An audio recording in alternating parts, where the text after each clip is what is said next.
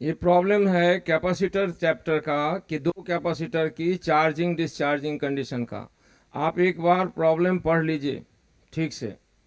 जो प्रॉब्लम लिखा हुआ है राइटिंग पढ़ी जा सकती है कि there is a capacitor C1। Capacitor C1 कहाँ है? तो ये there is a capacitor C1 of capacitance 6 microfarad, यानी C1 की कैपेसिटी जो है वो 6 माइक्रोफराड है। इस charge to potential difference of 5 volt. इस कैपेसिटर C1 को हम चार्ज करते हैं potential difference of 5 volt, 5 volt के पोटेंशियल डिफरेंस सोर्स से चार्ज कर देते हैं। और उसके बाद बैटरी को डिस्कनेक्ट करके वहाँ एक दूसरा कैपेसिटर C2 इंसर्ट करते हैं। क्वेश्चन खुद का रहा, वही पढ़िए। पहले इस कैपेसिटर C1 जिसकी कैपेसिटी 6 माइक्रोफराड है उसको चार्ज किया गया कितना से? तो 5 वोल्ट बैटरी से चार्ज किया गया। और 5 वोल्ट बैटरी से चार्ज करने के बाद उस कैपेसिटर को अलग कर देते हैं। किससे? तो एक बैटरी, उस बैटरी से 5 वोल्ट वाले सोर्स से अलग करते हैं। और एक अनचार्ज capacitor, the battery is removed and another capacitor of capacity 12 microfarad is inserted in the place of the battery. Battery की जगह पर C2 लगा देते हैं। C2 अनचार्ज है 12 माइक्रोफराड का। और उसके बाद switch S is closed for a time period, और उसके बाद स्विच S को क्लोज करते हैं। आगे क्वेश्चन कहता है कि there is flow of charge between C1 and C2 till a steady state or the equilibrium state is attained.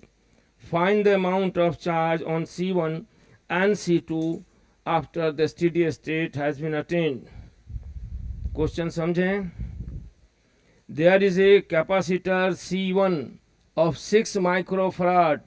It is charged to potential difference up to C2 up to 5 volt with the help of a source or a battery, and then the battery is removed and another capacitor of C2 of 12 microfarad is inserted in place of the battery, and then the switch S is closed.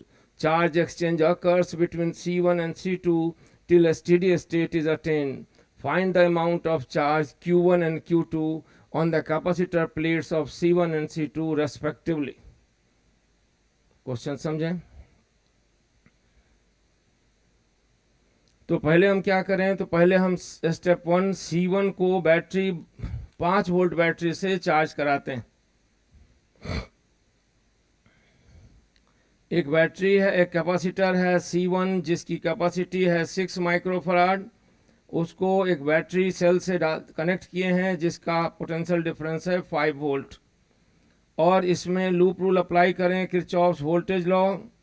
तो इस पर charge आएगा Q0, इधर से flow होगा, यहाँ होते हुए यहाँ जाएगा। अब अप्लाई कीजिए किसको? KVL को। अप्लाइंग KVL, तो 5 माइनस, या इसको बोलें V0, बाद में न्यूमेरिकल वैल्यू डालेंगे, तो V0 minus Q0 by C1 equal to 0। इससे पता चल गया C1 V0 ये है अमाउंट ऑफ चार्ज जो कैपेसिटर C1 पर है after it is charge up to potential 5 volt. ठीक है, स्टेप 1 खत्म हुआ।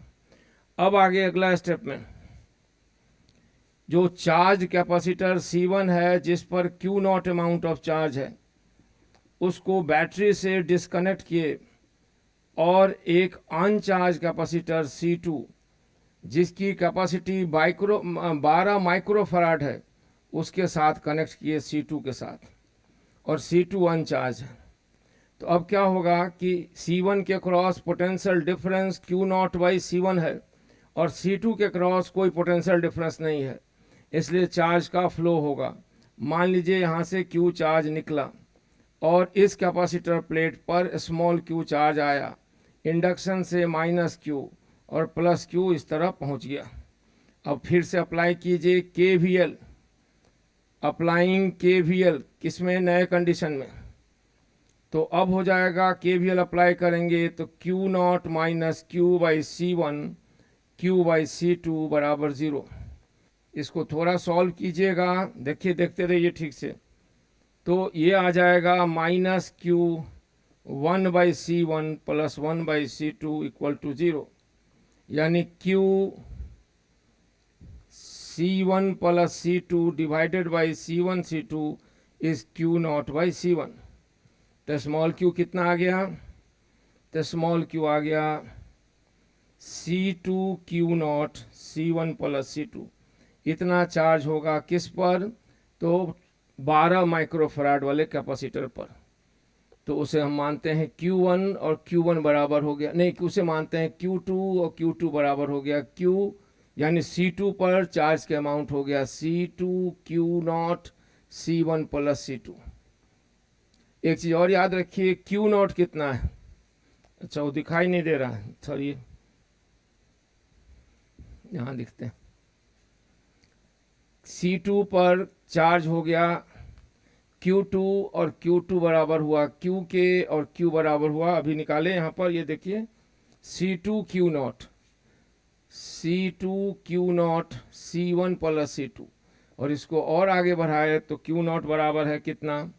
C1 V0, दिखाई दिया ना, C1 V0। तो इसका वैल्यू यहाँ रख दिए, तो C1 C2 V0 C1 plus C2 is the charge on C2। तो Q1 पर कितना चार्ज है?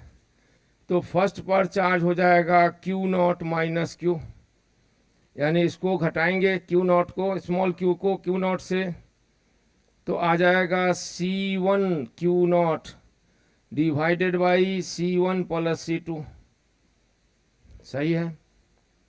तो ये चार्ज हो गया फर्स्ट पर, तो फर्स्ट पर चार्ज हुआ Q1 equal to C1 Q0 C1 plus C2, यानी C1 का स्क्वायर V0 C1 C2। ये चार्ज हो गया स्टेडी स्टेट अटेन करने के बाद। अब चार्ज का अमाउंट न्यूमेरिकल वैल्यू निकालने के लिए जगह चाहिए, और जगह के लिए हम क्वेश्चन को यहाँ से हटा रहे हैं और तब कैलकुलेट करेंगे Q1 Q2। तो Q1 बराबर आया C1 स्क्वायर, C1 कितना है 6, तो 36 गुना 10 पर पावर माइनस 12, और V0 5 वोल्ट, और C1 6 plus 12 10 to the power 6 minus 6। तो ये बराबर आ गया 6 18, ऊपर 36 5, और यहाँ पर 10 टू द पावर माइनस 6। अब 18 दूनी 36, यानी Q1 बराबर आ गया 10 माइक्रोकूलम। आंसर चेक कर लीजिए। अब हमें Q2 निकालना है। Q2 देखिए Q2 कैसे सॉल्व कर रहे हैं। यहाँ Q2 है C1 बराबर 6 into 10 to the power minus 6, C2 बराबर 12 गुना 10 पर पावर माइनस 6, और V0 बराबर 5 वोल्ट, और C1 है 6 plus 12 multiplied by 10 to the power minus 6।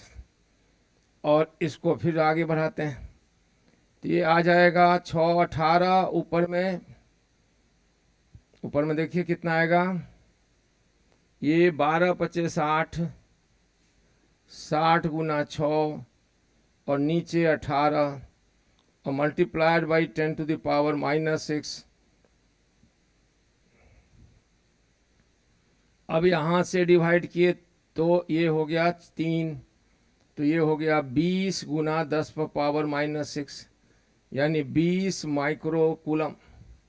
तो ये हुआ आपके सवाल का आंसर कि आफ्टर स्टेडी स्टेट Q1 यानी C1 पर जो अमाउंट ऑफ चार्ज है वो हो जाएगा कितना, तो C1 पर आ गया 10 माइक्रोकूलम यहाँ, और C2 पर आ जाएगा 20 माइक्रोकूलम।